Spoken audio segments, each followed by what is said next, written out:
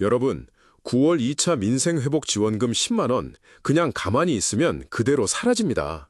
1차 때 신청했으니 알아서 들어오겠지? 아닙니다. 이건 자동 지급이 아닙니다. 신청하지 않으면 한 푼도 못 받습니다.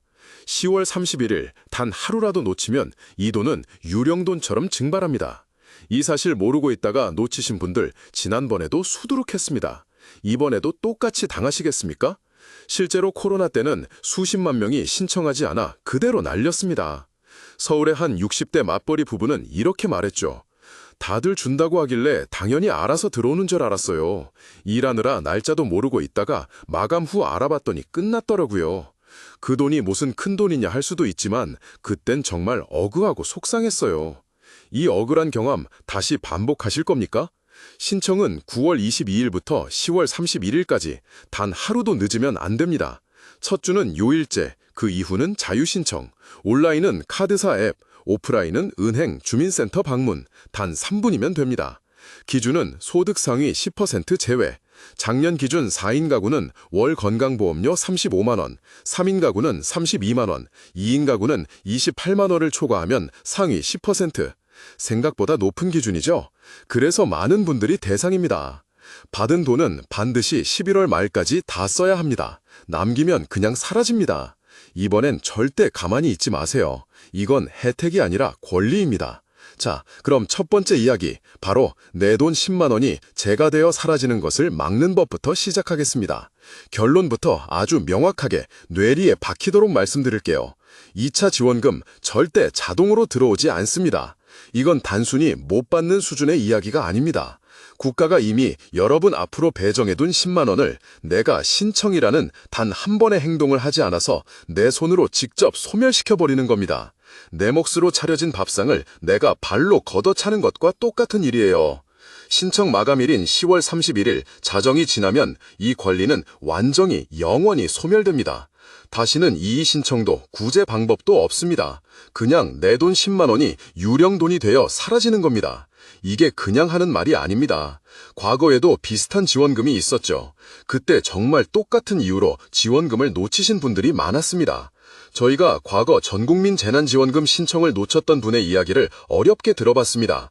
이번 민생회복지원금 때 똑같은 실수를 반복해서는 안 되겠죠. 직접 한번 들어보시죠.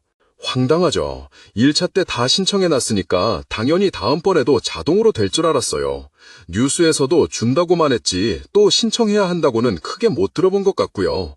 맨날 바쁘게 일하다 보니까 날짜 가는 것도 모르고 있었는데 나중에 아내가 여보, 우리 지원금 왜 안 들어왔지? 해서 찾아보니까 이미 끝났더라고요. 아내랑 아이 얼굴 보기가 미안했죠.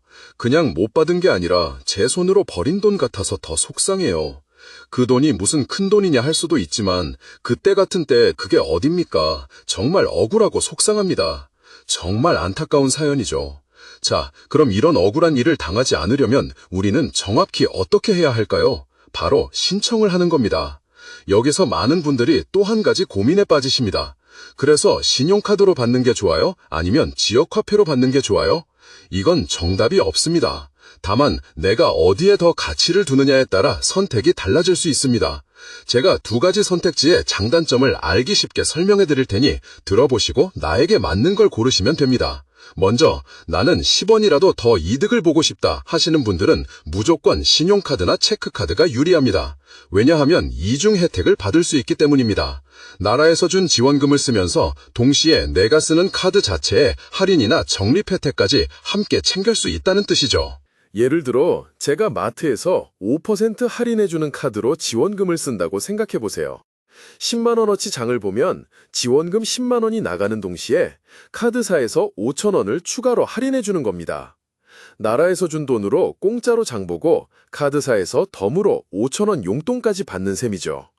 실제로 1차 때는 카드사별로 1에서 3% 캐시백 이벤트를 추가로 진행했는데 금융위원회 자료에 따르면 카드형 소비 쿠폰 이용자의 38%가 이런 추가 혜택을 받았다고 합니다. 반면에 나는 혜택 조금 덜 받아도 괜찮으니 이 돈이 우리 동네 어려운 자영업자들에게 직접 도움이 됐으면 좋겠다 하시는 분들은 지역화폐가 아주 좋은 선택입니다. 지역화폐는 대형마트나 백화점에서는 쓸 수 없고 우리 동네 떡집, 정육점, 미용실 같은 작은 가게에서만 쓸 수 있도록 만들어졌습니다. 내 소비가 우리 동네를 살리는 아주 의미 있고 보람 있는 선택이 되는 거죠. 자, 이제 신청 방법을 다시 한번 짚어보겠습니다. 온라인 신청은 9월 22일부터 카드사 앱이나 홈페이지에서, 오프라인 신청은 신분증을 가지고 은행이나 주민센터를 방문하시면 됩니다. 시니어분들은 주민센터에서 직원 도움을 받으시면 가장 간단하고 편하게 진행할 수 있습니다. 대리 신청도 가능합니다. 다만 가족이 대신 갈 때는 신분증과 위임장이 필요할 수 있으니 미리 준비해두세요. 그리고 드디어 오늘 영상의 핵심입니다. 과연 나는 지원 대상일까? 이 복잡한 상위 10% 기준을 제가 하나하나 풀어드리겠습니다. 정부에서 소득을 나누는 기준은 바로 건강보험료 납부액입니다. 나라 입장에서는 건강보험료가 국민들의 경제적인 건강 상태를 보여주는 경제건강검진표 같은 셈이죠. 그런데 여기서 가장 중요한 개념이 바로 가구입니다. 지원금을 줄지 말지 결정할 때 나 혼자만 보는 게 아니라 주민등록 등본에 같이 사는 것으로 나오는 우리 집 식구 전체를 한 묶음으로 본다는 뜻입니다. 즉, 나 혼자 소득이 적다고 안심해서는 안 된다는 겁니다. 나라에서는 가구라는 한 팀으로 보기 때문에 우리 가족 구성원들이 내는 건강보험료를 모두 더한 금액이 기준이 됩니다. 그럼 그 기준 금액이 도대체 어느 정도였는지 작년 자료를 예로 들어서 제가 한번 말씀드릴게요. 마치 아파트 관리비가 평수마다 다르듯이 이 기준도 식구 수에 따라 조금씩 달라집니다. 우리 집 고지서랑 한번 비교해보세요.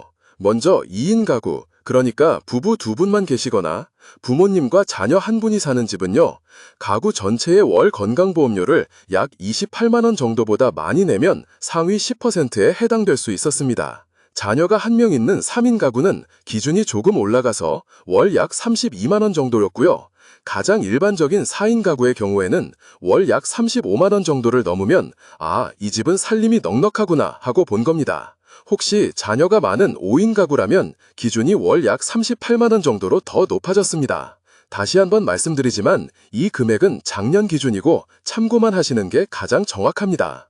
정확한 2025년 기준은 9월에 발표될 예정이니 제 채널을 구독하시면 제가 가장 먼저 소식을 전해드리겠습니다. 그리고 억울한 경우가 생길 수 있으니 이의 신청 제도를 꼭 기억하셔야 합니다.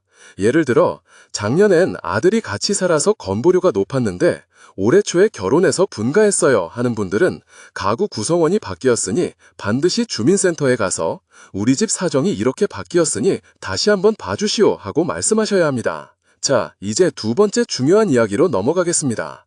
바로 으뜸 효율 가전제품 환급 사업입니다.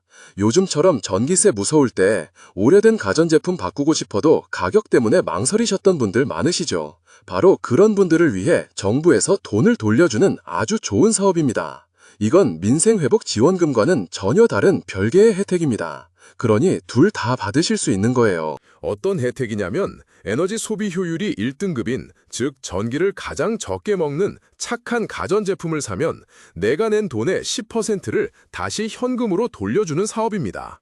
한 사람당 최대 30만 원까지 돌려받을 수 있어요.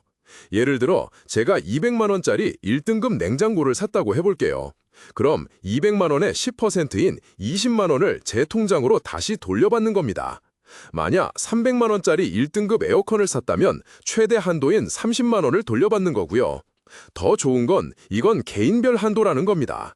만약 우리 집에 4인 가족이 산다면 아버님 이름으로 30만 원, 어머님 이름으로 30만 원, 아들, 딸 이름으로 각각 30만 원씩, 이론적으로는 한 집에서 최대 120만 원까지도 환급받을 수 있는 엄청난 혜택입니다. 어떤 제품들이 해당되냐면요. 냉장고, 김치냉장고, 에어컨, 세탁기, 전기밥솥, 공기청정기, TV, 제습기, 의류건조기 등 우리가 집에서 쓰는 거의 모든 큰 가전제품이 포함됩니다. 이 사업은 이미 7월 4일부터 시작됐습니다. 그래서 혹시 7월 4일 이후에 1등급 가전제품을 사신 분이 있다면 지금 당장 영수증을 챙기셔야 합니다. 환급 신청은 8월 중에 으뜸 효율 홈페이지가 열리면 그때부터 하실 수 있습니다. 예산이 다 떨어지면 끝나버리는 사업이니 가전제품 바꿀 계획이 있으셨던 분들은 서두르시는 게 좋습니다. 자, 이렇게 민생회복지원금 10만 원에 으뜸 효율 환급금 30만 원, 이것만 잘 챙겨도 한 사람당 40만 원을 아낄 수 있습니다. 이제 마지막으로 이렇게 아낀 우리 돈을 안전하게 지키는 법을 알려드리겠습니다. 바로 예금자 보호제도입니다. 2025년 9월 1일부터 예금자 보호 한도가 5천만 원에서 1억 원으로 2배나 땡충 뛰어오릅니다. 하지만 이 1억 보호에도 함정이 있습니다. 가장 무서운 함정은 보호받지 못하는 상품입니다. 은행 이름만 믿었다가 평생 모은 돈을 잃을 수도 있죠. 퇴직금 중간정산 받은 걸 은행에 예금하러 갔었어요. 창구 직원이 요즘 같은 저금리 시대에 예금은 의미가 없다고, 원금 손실 위험은 거의 없으면서 이자는 훨씬 높은 상품이 있다고 추천하더라고요. 은행 직원이 그렇게 말하니까 당연히 안전한 줄 알았죠. 그게 특전 금전 신탁이라는 건 나중에 알았어요. 몇 년 뒤에 그 은행이 부실해지면서 문제가 터졌는데 제 돈은 예금자 보호 대상이 아니라는 청천벽력 같은 소리를 들었습니다. 평생 모은 돈인데 은행 이름만 믿고 맡긴 죄밖에 없는데 한순간에 수천만 원을 날리게 생긴 겁니다. 누구를 원망해야 할지도 모르겠고 밤에 잠이 안 옵니다. 가슴 아픈 이야기입니다. 이분의 실수는 단 하나, 은행에서 파는 건 모두 예금이라고 믿었던 겁니다. 여러분, 펀드, 신탁, CMA, 변액보험 등은 절대 예금이 아닙니다. 자, 이제 약속했던 시간입니다. 영상 마지막까지 집중해주신 여러분들을 위한 특급 보너스 팁입니다. 이 제도를 역으로 이용해서 이자 수익을 극대화하는 방법이죠. 바로 저축은행 스마트하게 활용하기입니다. 보통 저축은행이 시중은행보다 예금 금리를 1~2% 정도 더 줍니다. 1억 원 예금자 보호는 저축은행에도 똑같이 적용됩니다. 즉, 1억 원 한도 내에서라면 저축은행에 돈을 맡기는 것이 시중은행에 맡기는 것과 법적으로 동일한 수준의 안전성을 보장받으면서 이자는 훨씬 더 많이 받을 수 있다는 뜻입니다. 여기서 진짜 전문가들은 한 걸음 더 나아갑니다. 저축은행 연합회 소비자 포털 사이트에 들어가면 각 저축은행의 재무 건전성을 나타내는 BIS 비율이라는 걸 직접 확인할 수 있습니다. 이게 일종의 은행 건강 성적표인데 금융감독원의 권고치는 8%입니다. 이왕이면 이 수치가 10% 이상으로 튼튼한 우량한 저축은행을 골라 맡기는 게 마음이 훨씬 더 편하겠죠. 오늘 영상의 핵심 잊지 마세요. 9월에 신청하지 않은 10만 원은 나중으로 2월 되는 돈이 아닙니다. 그냥 사라지는 돈, 버려지는 돈입니다. 그리고 1등급 가전제품 사시면 10%, 최대 30만 원까지 돌려받을 수 있다는 것도 꼭 기억하세요. 단 3분의 행동으로 내 돈을 지키시길 바랍니다. 마지막으로 제가 오늘 여러분께 미션 하나를 드릴게요. 오늘 이 영상을 보시고 부모님이나 소중한 지인에게 이 사실을 알려줬다면 댓글에 미션 완료 또는 사랑하는 엄마에게 알려드렸어요 라고 남겨주세요. 댓글창이 우리가 함께 만드는 선한 영향력으로 가득 차는 모습을 보고 싶습니다. 오늘 정보가 유익하셨다면 이 사실을 잘 모를 것 같은 주변 분들에게 꼭 공유해주세요. 여러분의 작은 공유 하나가 그들의 소중한 돈을 지켜줄 수 있습니다. 그리고 앞으로도 이런 필수 정보를 놓치고 싶지 않으시다면 구독과 좋아요 잊지 마시고요. 여러분의 자산은 소중하니까요.